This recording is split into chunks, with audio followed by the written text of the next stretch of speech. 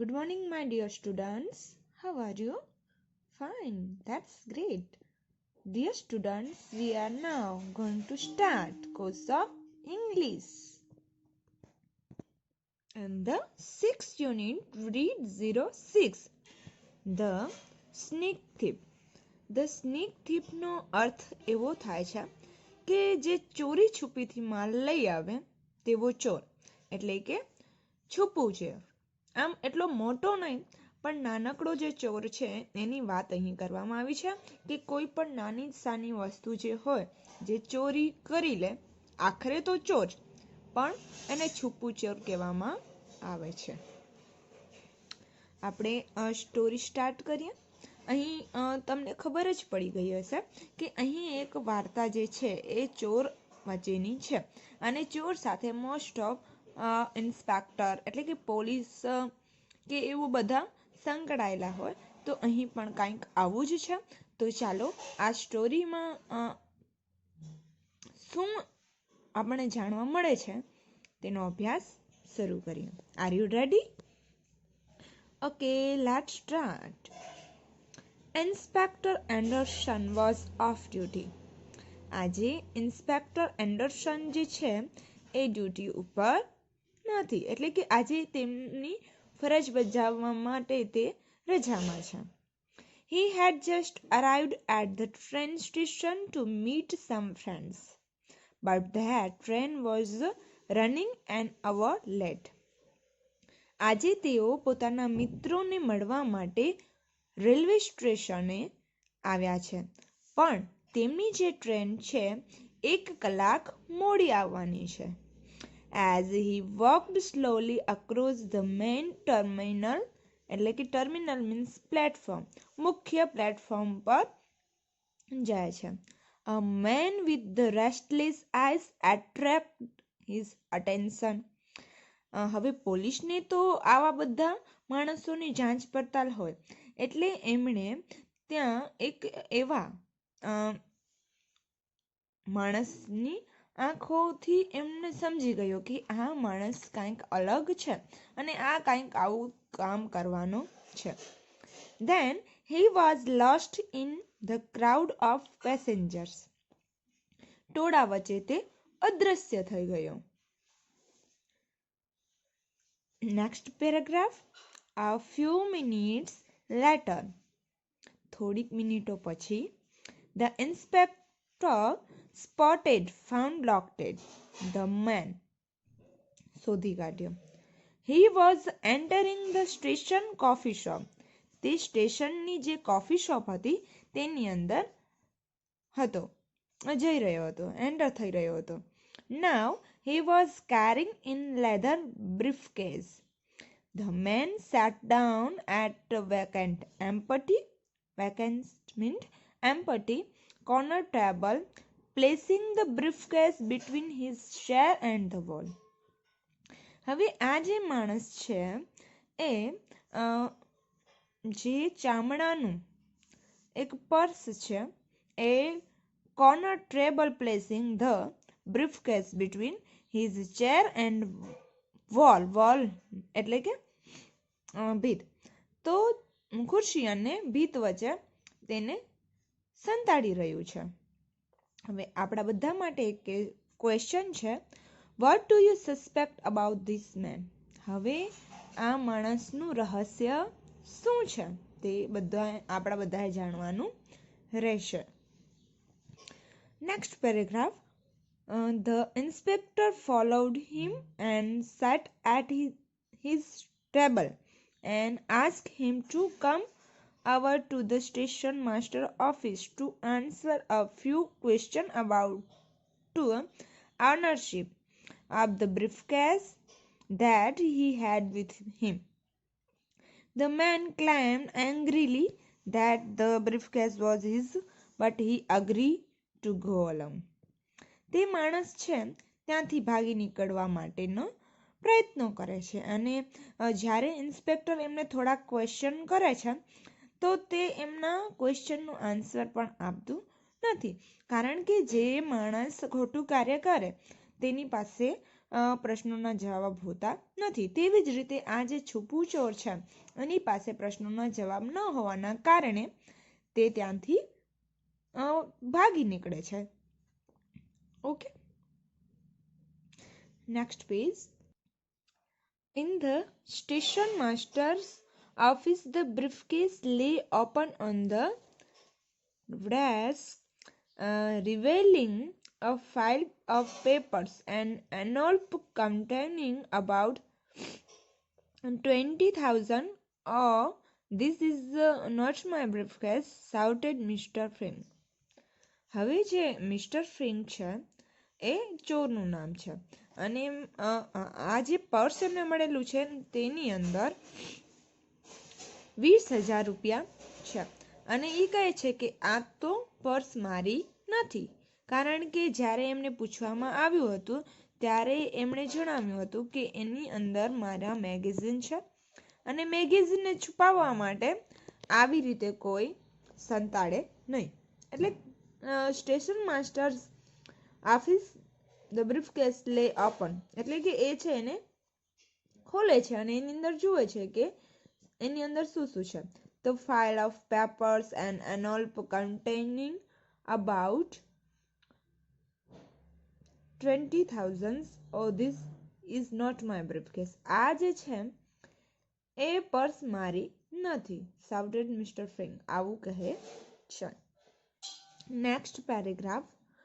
Before we open this briefcase, જ્યારે purse ખુલે છે મિસ્ટર ફ્રિંક, એટલે મિસ્ટર ફ્રિંક મીન્સ ચોર, began the inspector to tell us it was definitely yours and that it contained only a couple of magazines.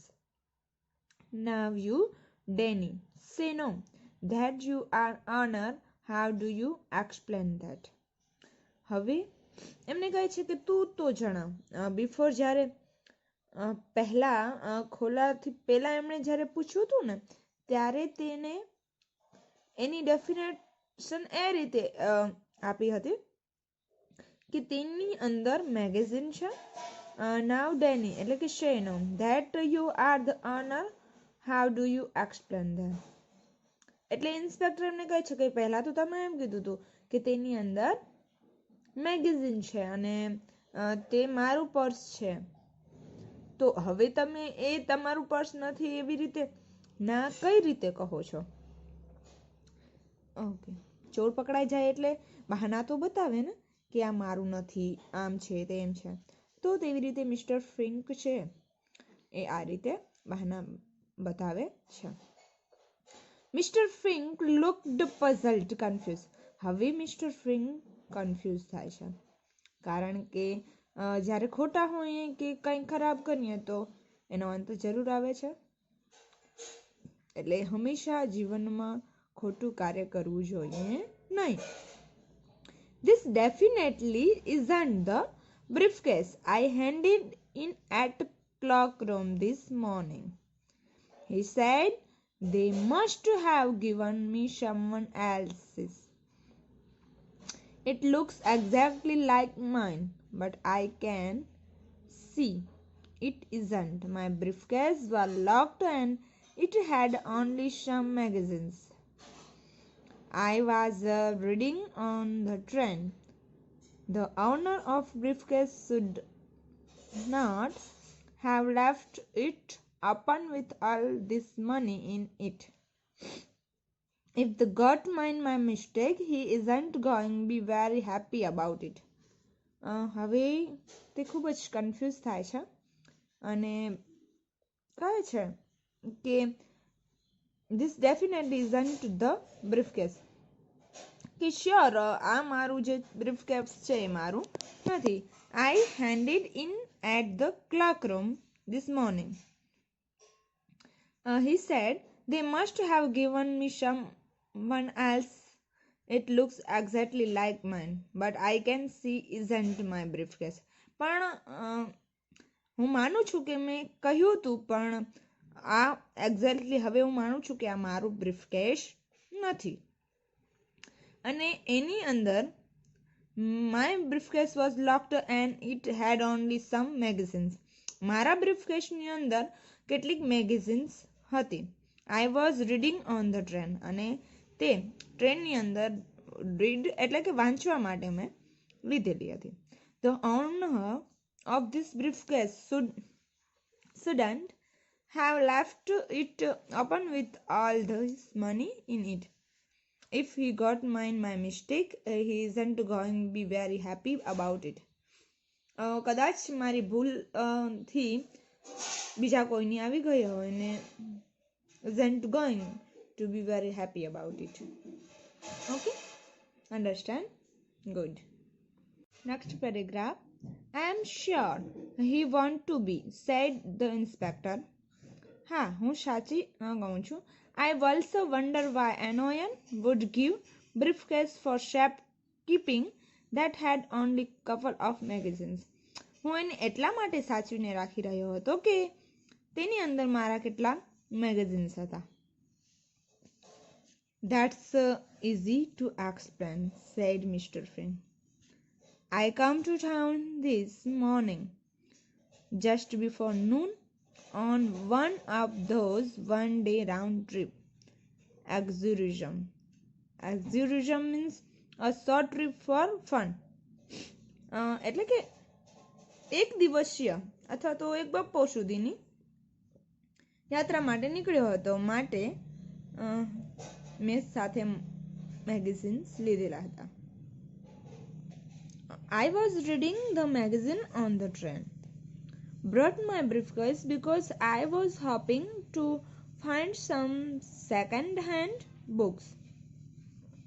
But I did not get to the bookstores because I met an old friend who invited me over to his house. અને મારા મિત્રએ મને એના ઘરે બોલાવ્યો, આમંત્રિત કર્યો. So that's when you checked your briefcase. તમારો briefcase check કરો.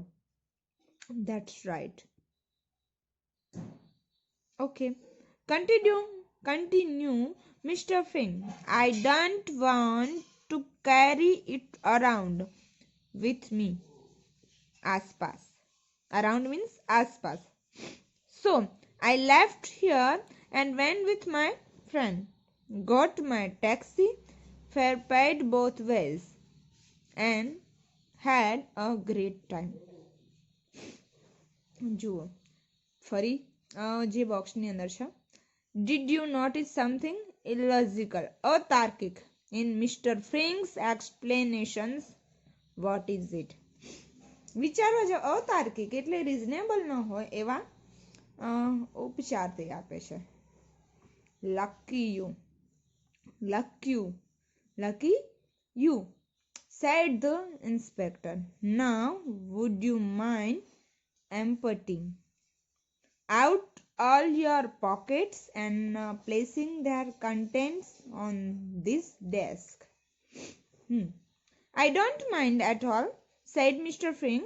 We got nothing to hide.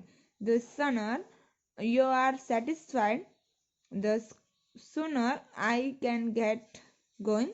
I have to take these briefcase back to the cloakroom and see if mine is still there. તો ક્લોકરૂમની અંદર જે briefcase છે એને તમે પરત રાખી દો અને તમારું જે બ્રીફકેસ છે એને તમે લઈ લો. Mr. Fink's statement and the content of his pocket were enough to tell Anderson whether or not the suspect, એટલે કે શંકાસ્પદ વ્યક્તિ, was telling truth. સચ્ચાઈ તો સામે આવવાની જ હોય અને મિસ્ટર ફ્રિંકની પણ સચ્ચાઈ સામે આવી જાય છે. In this suspect a criminal, how can you say so? If you haven't been able to decide yet, look at the clues or some pointers to the clues that help the inspector make up his mind. હા, તો હવે જોઈએ આપણે કે તે કેવા કેવા clue આપે છે. Clues. There is a clue in each of the following statements. My briefcase was locked. તે locked હતું. Second, I go to town this morning just before noon on one of these one-day round-trip excursion tickets. One day ની માટેની excursion tickets મેં કઢાવી. I was hoping to find some second-hand books. Okay. હવે solution જોઈએ. The contents of the suspect's pockets do not include a key to the briefcase, the written part of the ticket, enough cash, and no other way paying for buying books. Fink was arrested and charged. આરોપ મૂકવામાં આવ્યો. આરોપ તો મૂકવામાં આવે કારણ કે ગલત કામ કર્યું છે. It was easy to find the owner of the briefcase. It turned out that he had put his briefcase down while buying newspaper and just in wink, આંખના પલકારામાં, it had disappeared. અદૃશ્ય. Disappear means અદ્રશ્ય થઈ જાય. The bag picker cooked up. Fabricate એટલે કે બનાવી કાઢી. A very good story, but he forgot to match things in the bag with things in this pocket. એટલે આ સ્ટોરીમાંથી આપણને એવું જાણવા મળે છે કે ખરાબ કાર્ય કરવા માટે તમે ક્યારેય પણ સાચાપણું કહી શકતા નથી. ગમે તેટલું તમે સાચું કરવા જાઓ, એનાથી બચવાનો પ્રયત્ન કરવા જાઓ, છતાં પણ જે તમારું સત્ય છે એ ક્યાંક ને ક્યાંક તો પકડાઈ જાય છે અને તમારે એનો સામનો કરવાનો રહે છે. એટલે કે કોઈ પણ દિવસે કોઈનું ખરાબ કરવાથી આપણું પણ સાથે સાથે ખરાબ થતું હોય છે. માટે હંમેશા બીજાના માટે સારી વૃત્તિ રાખો. ચોરી, કોઈકને હેરાન કરવું વગેરે જેવા કાર્યો છે એને જીવનમાંથી કાઢો. બીજાની હેલ્પ કરો, બીજાને મદદરૂપ થાઓ. તમને કોઈકનું પર્સ મળ્યું છે તો તમે તેમને પરત કરવા માટે તેમને હેલ્પ કરો, કારણ કે તેની અંદર ફક્ત ને ફક્ત પૈસા નહીં પણ ઘણી બધી કિંમતી ચીજ વસ્તુઓ પણ હોતી હોય છે અને એ કિંમતી વસ્તુનું એમના જીવનમાં શું મહત્વ છે કદાચ તમને નહીં સમજાય પણ સામેના વ્યક્તિ માટે તે ખૂબ જ મહત્વપૂર્ણ હશે. તો આપણે પણ તે સમજી શકીએ કે આપણી કોઈ મહત્વપૂર્ણ વસ્તુ આપણે હંમેશા આપણી પાસે રાખતા હોઈએ અને તે ખોવાઈ જાય તો તેનું જે દુઃખ છે એ કેટલું અને કેવું હોય છે એ આપણને જ ખબર હોય. તો માટે ક્યારેક પણ કોઈની વસ્તુ મળે છે તો તેને પરત આપવાની વૃત્તિ તમારી અંદર હોવી જરૂરી છે. તો અહીં મિસ્ટર ફ્રિંક છે એને ઘણો બધો અફસોસ થાય છે, પછી આવા બહાના આપવા પડે છે અને આ રીતે ઇન્સ્પેક્ટર સામે એ દલીલો કરે છે પણ હંમેશા સત્યનો વિજય થાય છે અને જે ખોટું છે એની હાર થાય છે. તો મિસ્ટર ફ્રિંકની પણ અહીં હાર થાય છે અને જે સત્ય છે એનો વિજય થાય છે. તો આપણે પણ આપણા જીવનની અંદર હંમેશા સત્ય ઉપર ચાલીએ. થોડું કઠિન છે પણ ચાલવું બહુ સારું છે, કારણ કે એના કારણે આપણા જીવનમાં કોઈ પણ પ્રકારની દુવિધા પેદા થતી નથી. જ્યારે કોઈકનું ખરાબ કરીએ છીએ તો આપણા માટે પણ તે હંમેશા દુવિધારૂપ બની રહે છે. તો I hope my dear students આ જે સ્ટોરી છે એ તમારા જીવન માટે પણ ખૂબ જ રહસ્યમય ઉપયોગી બની રહી હશે. Okay, thank you.